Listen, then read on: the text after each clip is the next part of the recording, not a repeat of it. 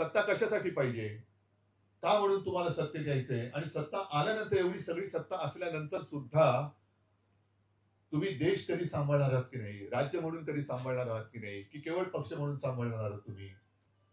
मधल्या काळात मी असं म्हटलं होतं, ते आजही माझं मत आहे, की आपल्या देशाला आता पंतप्रधानांची गरज आहे. गृहमंत्र्यांची गरज आहे. अख्ख्या मंत्रिमंडळाची गरज आहे. कारण आता जे बसलेत, ते एका पक्षाचे मंत्री बसलेत. देशाचे नाहीयेत.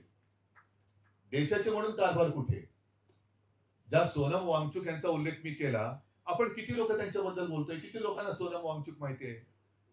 काय त्यांनी असा गुन्हा केला होता? काय म्हणून त्याला डायरेक्ट रासुकामध्ये अटक केली? काय एवढं मोठं राष्ट्र विघातक काम त्या वांगचुक यांनी काय केलं होतं? काय चूक केली होती वांगचुकांनी? म्हणजे काल परवापर्यंत जे पंतप्रधानांची स्तुती करत होते, तोपर्यंत ते देशप्रेमी होते. मग असं नेमकं काय घडलं? मग सोनम वांगचुक यांनी जर का चूक केली असेल, तर मणिपूरमध्ये चूक कोणी केली होती? का पेटलं मणिपूर? आता सुद्धा बातम्या ज्या येतात, आपल्याकडे बातम्या येतच नाही. हे आपलं कर्तव्य नाही का? बातम्या दाखवणं. लडाखमध्ये काय परिस्थिती आहे? लडाख खरंच शांत झाले का लेह लडाख? आसाममध्ये मी काल फोटो बघितला, कन्फर्म केलं की खरं आहे का खोटं आहे? खोटं आहे. आदिवासी रस्त्यावरती उतरले.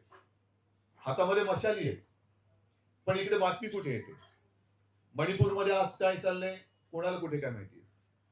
आपल्याकडे सुद्धा देशात इतरत्र काय चाललंय आपण बातम्याच देत नाही. मग खरंच आपण टिळक आणि आगरकरांचं नाव घेण्याच्या लायकीचे आहोत का? हा विचार आपण सगळ्यांनी केला पाहिजे. आणि मग मला असं वाटतं, की मला प्रश्न विचारण्याच्या आधी आपण स्वतःला प्रश्न विचारला पाहिजे, की मी कोणाला प्रश्न विचारण्याच्या योग्यतेचा आहे का?